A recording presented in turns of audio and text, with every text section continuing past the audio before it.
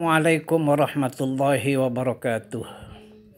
Bismillahirrahmanirrahim. Alhamdulillahirabbil alamin. Assalatu wassalamu ala asyrafil anbiya'i wal mursalin sayyidina Muhammadin wa ala alihi wa sahbihi ajmain. Rabbi syrah li sadri wa yassir li amri wahlul 'uqdatam min lisani yafqahu qawli. Rabbi yassir wa la tu'assir, Rabbi tammim bil khair. Amma ba'du. Apa kabar anak-anakku semua, siswa-siswi kelas 12? Saya ucapkan selamat kalian sudah bisa naik ke kelas 12. Saya berharap di kelas 12, di kelas yang baru ini kalian lebih aktif, lebih rajin, lebih disiplin, dan lebih plus-plus yang lainnya. Dan saya tidak ingin kenakalan kalian, kemeleran, kejenggelan kalian di kelas 11 tidak dibawa ke kelas yang baru ini. Anak-anakku sekalian, di kelas 12 saya tidak lagi ngajar fikih, tapi saya diberi tugas untuk memandu kalian, menemani kalian di pelajaran akidah akhlak. Lah untuk itu, mari coba kita lihat pengertian akidah akhlak, walaupun saya yakin kalian juga sudah pernah mempelajari akidah akhlak di kelas 10 dan kelas 11, tapi mungkin ada baiknya kita coba ingat-ingat kembali apa dan bagaimana itu akidah akhlak. Kata akidah akhlak terdiri dari dua kata, yaitu akidah dan akhlak. Akidah itu sendiri artinya percaya atau yakin. Kata akidah berasal dari bahasa Arab aqidatun, yang berarti percaya atau yakin. Lalu apa yang harus dipercayai? Apa yang harus diyakini? Yang harus diyakini adalah adanya Allah, malaikat, kitab sucinya Allah, Rasulnya Allah, hari akhir atau hari kiamat, dan takdir atau qada dan qadarnya Allah. Itu rukun iman yang 6 itu yang harus kita yakini. Jadi kalau kamu mengaku orang yang berakidah, kamu harus memiliki iman. Iman itu sedikitnya ada 6, yaitu rukun iman yang 6 itu. Adanya Allah, malaikat, kitab suci Allah, para rasul, hari akhir atau hari kiamat, dan ketentuan atau takdir atau qada dan qadarnya Allah. Jika tidak begitu, maka keimanan seseorang masih diragukan. Ya.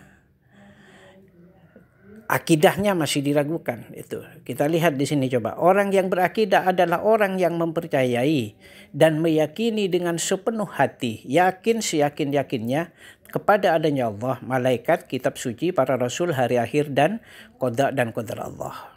Itu. Sekarang coba kamu merenung pada diri kamu sendiri. Apakah kamu kira-kira sudah termasuk orang yang berakidah? Itu hanya kamu yang tahu. Kalau kamu sudah meyakini dengan sepenuh hati adanya rukun iman yang 6, berarti kamu sudah bisa dikatakan orang yang berakidah. Lalu ciri-cirinya orang yang berakidah adalah menjalankan kewajiban dan menjauhi larangan syar'i atau larangan agama, sekaligus berusaha untuk mencapai keridhaan Allah. Jadi orang yang berakidah bukan hanya sekedar menjalankan perintah dan menjauhi larangan, bukan. Tapi sekaligus berusaha mencapai keridhaan Allah. Karena orang yang akan masuk surga bukan orang yang rajin beribadah, bukan orang yang selalu beribadah terus-menerus, tetapi orang yang masuk surga nanti adalah orang yang memperoleh ridhonya Allah. Bukan ridhonya Roma Irama, bukan, tapi ridhonya Allah. Itu. Bagaimana cara mencari ridhonya Allah? Ya tentunya dengan cara menjalankan semua perintahnya dan menjauhi larangannya. Pada saat menjalankan sholat misalnya, itu sholat harus kita usahakan sholat yang sebagus mungkin.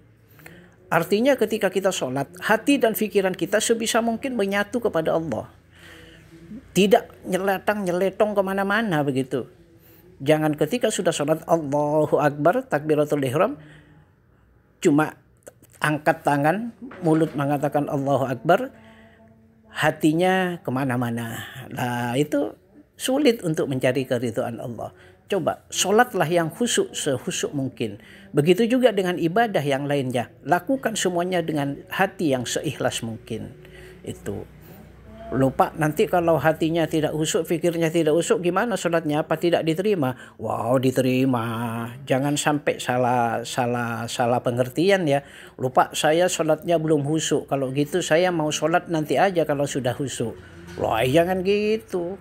Kalau kamu nunggu khusyuknya, kapan mau khusyuk? Iya, kalau udah mati duluan. Nah, itu. Makanya walaupun nggak khusyuk ya sholat aja. Yang penting kita berusaha untuk khusyuk. Yang penting kita berusaha secara maksimal, sepenuh hati kita berusaha untuk khusyuk. Itu. Hasilnya ya serahkan saja kepada Allah. Allah yang Maha tahu itu. Jangan sampai berpikiran kalau belum khusyuk sholatnya kemudian tidak mau sholat. Jangan gitulah. Itu kan akal-akalannya orang nakal itu. Ya begitu ya. Kemudian kata yang kedua tadi akhlak. Pengertian akhlak. Nah, akhlak di sini berasal dari kata bahasa Arab juga. Dari bahasa Arab juga akhlakun yang berarti tata krama, kesopanan, budi pekerti dan sebagainya. Orang yang berakhlak berarti harus bertata krama, harus berkesopanan, harus berbudi pekerti. Kita tahu akhlak ada dua. Ada akhlakul karimah atau akhlakul mahmudah. Akhlakul karimah artinya akhlak yang mulia, akhlakul mahmudah akhlak yang terpuji. Kemudian ada juga akhlakul madmumah atau akhlak yang tercela. Nah, tinggal bagaimana kita memilih. Kita harus memiliki akhlak yang tercela atau yang terpuji. Nah, tentunya kita sebagai orang yang beriman, orang yang berakidah tadi, tentunya kita harus selalu menunjukkan akhlak yang terpuji, akhlak yang mulia begitu. Jangan sampai sekali-kali menunjukkan akhlak yang tercela. Itu sebagaimana yang dikatakan oleh Nabi. Kata Nabi, sabda Nabi, innama bu'istu liutammima makarimal akhlak. Tidaklah aku, kata Nabi, tidaklah aku diutus ke dunia selain untuk menyempurnakan akhlak. Jadi Nabi diutus ke dunia untuk menyempurnakan akhlak. Lalu bagaimana cara menyempurnakan akhlak bagi kita saat ini sebagai umat Nabi? Bagaimana kita menyempurnakan akhlak? Ya tidak usah repot-repot. Contoh saja akhlaknya Nabi. Bagaimana Nabi kalau berjalan? Bagaimana Nabi kalau makan? Bagaimana Nabi kalau duduk? Bagaimana Nabi kalau bergaul? Bagaimana Nabi kalau bertemu dengan seseorang? Tiru saja akhlaknya Nabi. Lah kalau kita sudah bisa meniru akhlaknya Nabi, yaitu insya Allah akhlak kita akan bagus, akhlak kita akan sempurna. Jadi untuk menyempurnakan akhlak kita, tiru saja akhlaknya Nabi. Itu aja, sederhana kan?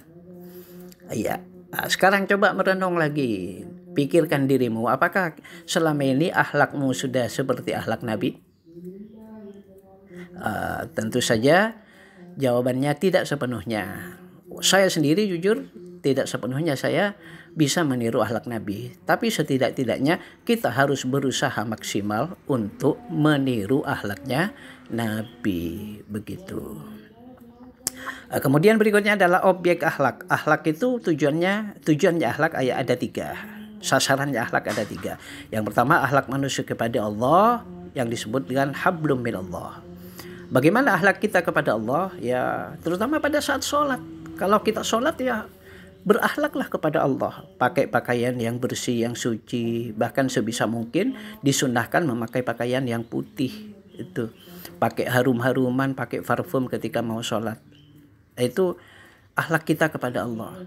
Terus gerakan sholatnya yang lemah lembut, sholatnya juga tidak terburu-buru. Kata orang Inggris, tak des peledes, begitu. Sholat yang tenang, sholat yang khusyuk, itu akhlak kita kepada Allah. Itu salah satu contohnya seperti itu. Kemudian akhlak kita kepada sesama manusia, hablum minan nas. Bagaimana kita berakhlak kepada sesama manusia? Bagaimana yang tua, yang lebih tua menyayangi yang lebih muda? Bagaimana yang lebih muda menghormati kepada yang lebih tua? Bagaimana kita bergaul dengan sesama? Bagaimana kita hidup bermasyarakat? Bagaimana kita hidup sebagai sesama siswa mandua, bergaul dengan teman sekelas, dengan teman sesekolah. Itu juga ada aturannya. Pakailah akhlak yang baik. Nah, termasuk kebiasaan kalian yang sering saya lihat di Mandua adalah ini ajrukong. Wah, itu ajrukong itu bukan akhlak yang baik gitu. Bukan akhlakul karimah. Apalagi naik sepeda motor tidak turun di pintu gerbang, di lobi TU, di utaranya TU, naik sepeda motor sampai ke halaman sekolah nggak turun. Wah, masa mau dikatakan akhlak yang baik? Terlebih-lebih ada guru yang duduk di situ, kamu masih naik sepeda motor dengan entengnya. Wah, itu sama sekali bukan akhlak yang baik. Itu akhlak yang tercela, akhlakul madmumah. Itu sasarannya. Sasaran yang ketiga adalah akhlak manusia kepada lingkungannya. Bagaimana kita memperlakukan alam, bagaimana kita memperlakukan hewan-hewan yang ada di sekitar kita, bagaimana kita memperlakukan tumbuhan-tumbuhan yang ada di sekitar kita. Itu harus kita menggunakan akhlakul karimah, walaupun bukan kepada sesama manusia, kepada lingkungan kita berakhlakul karimah, lestarikan lingkungan dengan baik. Alhamdulillah Mandua sudah termasuk sekolah adiwiyata, yang berarti sudah memiliki akhlak kepada lingkungan. Bagaimana kita menghormati hewan-hewan yang ada di sekitar kita. Ada kucing, ya jangan dilempar, jangan ditendang. Ya kalau perlu dikasih makan lah gitu. Itu. Ada hewan-hewan yang lain, ada ayam misalnya. Ya cukup diusir saja biar nggak buang kotoran di teras rumah. Diusir aja. Apa itu kata orang Inggris diake begitu. Nggak usah dilemparin batu, nggak usah dilemparin ini dan segalanya itu. Tidak perlu. Itu akhlak kita. Jadi akhlak kita ditujukan kepada akhlak manusia kepada Allah, hablum minallah, akhlak manusia kepada sesamanya, hablum minannas, dan akhlak kepada lingkungan. Baik, selanjutnya materi akidah akhlak semester ganjil untuk bab pertama di kelas 12 adalah Asmaul Husna. Itu Asmaul Husna, kita lihat saja pengertiannya. Terdiri dari dua kata. Asma'u yang berarti beberapa nama. Asalnya dari kata ismun. Ismun itu nama, bentuk tunggal. Kalau dibentuk jamak menjadi asma'u, artinya beberapa nama. Al-Husna artinya baik, yang baik. Kalau digabung Asmaul Husna berarti beberapa nama yang baik. Itu. Jadi Asmaul Husna artinya beberapa nama yang baik. Kita tahu bahwa jumlah Asmaul Husna jumlahnya 99. Mengapa jumlahnya 99? Kok nggak digenapkan aja 100 gitu, biar nggak repot. Itu kalau ada pertanyaan seperti itu, mengapa jumlah Asmaul Husnanya 99 kok tidak digenapkan sekalian 100? Itu jawabannya karena Allah suka yang ganjil, dan angka ganjil yang paling besar adalah angka 9. Itu coba hitung angka ganjil. 1, 3, 5, 7, 9. Yang paling besar adalah 9. Maka jadilah Asmaul Husna jumlahnya 99. Lalu Asmaul Husna itu kan tadi diartikan beberapa nama yang baik. Namanya siapa itu? Apa namanya Allah?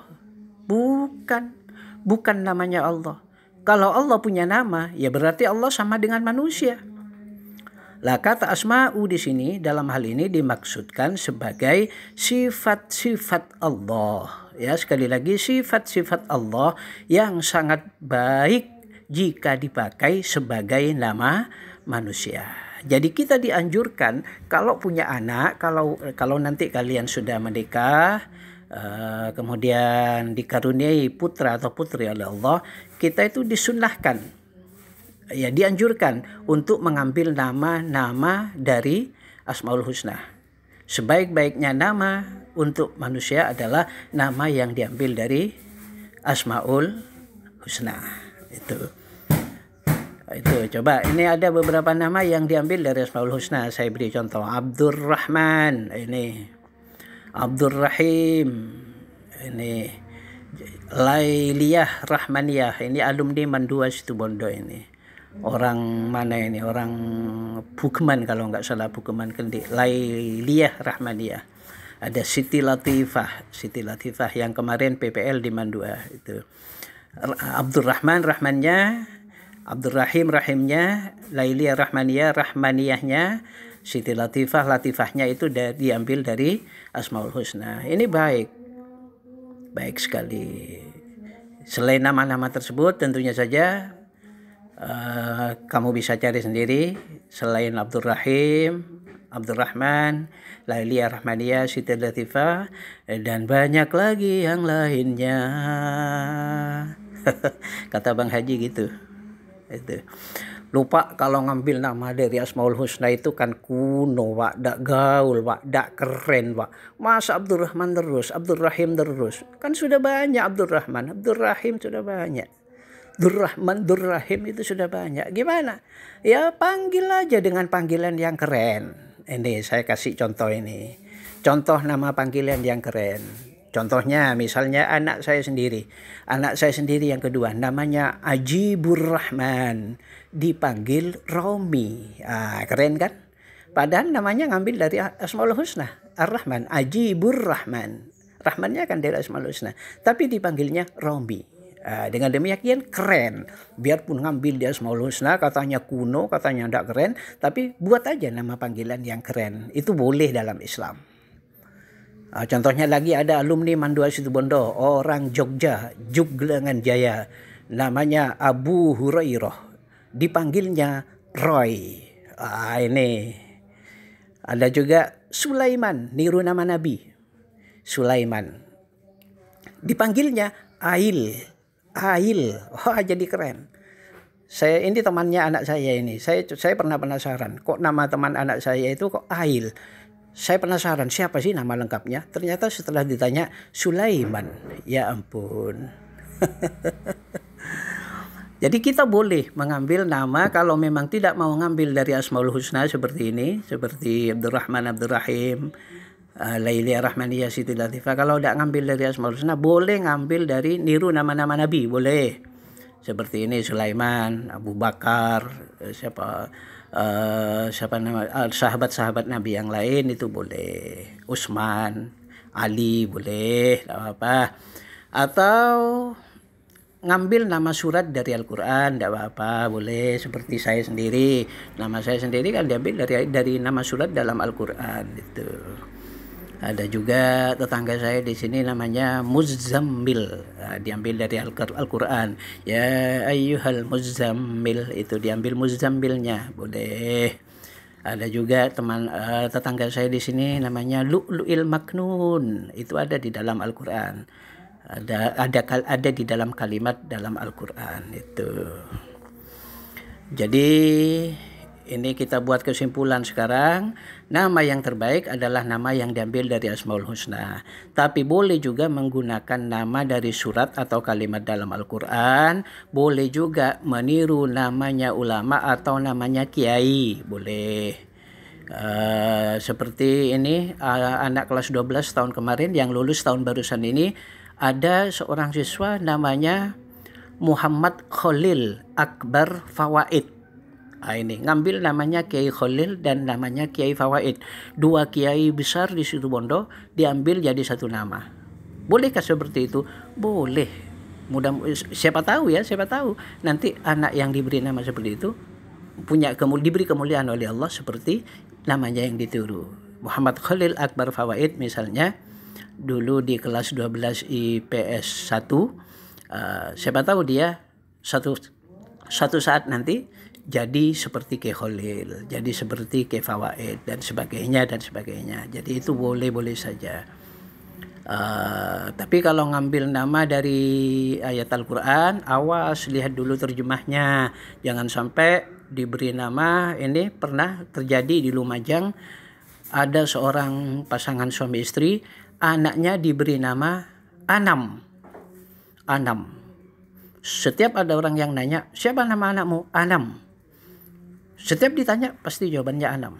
Nah, terus satu saat si Anam ini sudah sampai saatnya untuk diakikoh. Kata orang Inggris mulang are. Pada usia 40 hari dia mau diakikoi. Diselamati hari ke-40. Ngundang seorang ustadz. Lah si ustadz nanya kepada bapaknya si anak itu tadi, siapa ini yang mau diselamati? Kata ustadz. Bapaknya tetap menjawab, siapa tadi? Anam Ustadz. Anam siapa nama lengkapnya?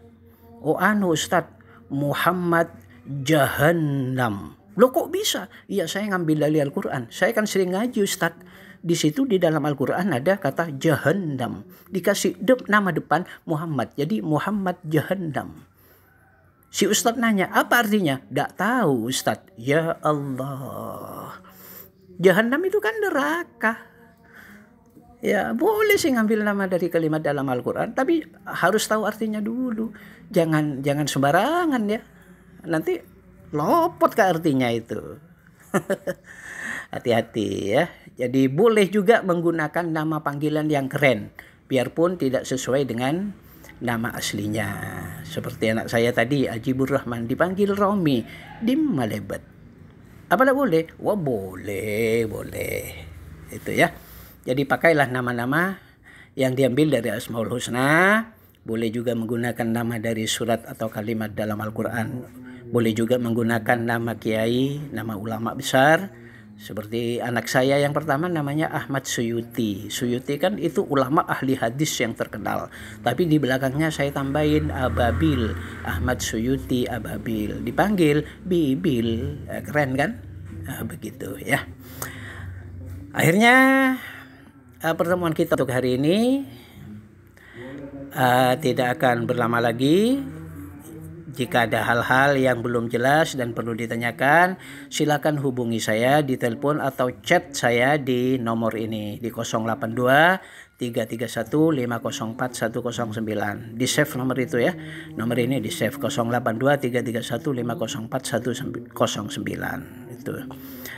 Akhirnya saya kasih tugas, kamu kerjakan di kertas folio bergaris, tulis sifat-sifat Allah dalam Asmaul Husna beserta artinya. Jumlahnya 99.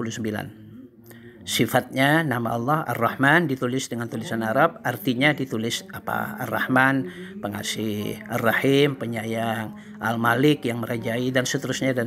Kamu cari sendiri, terus kamu tulis di kertas folio bergaris.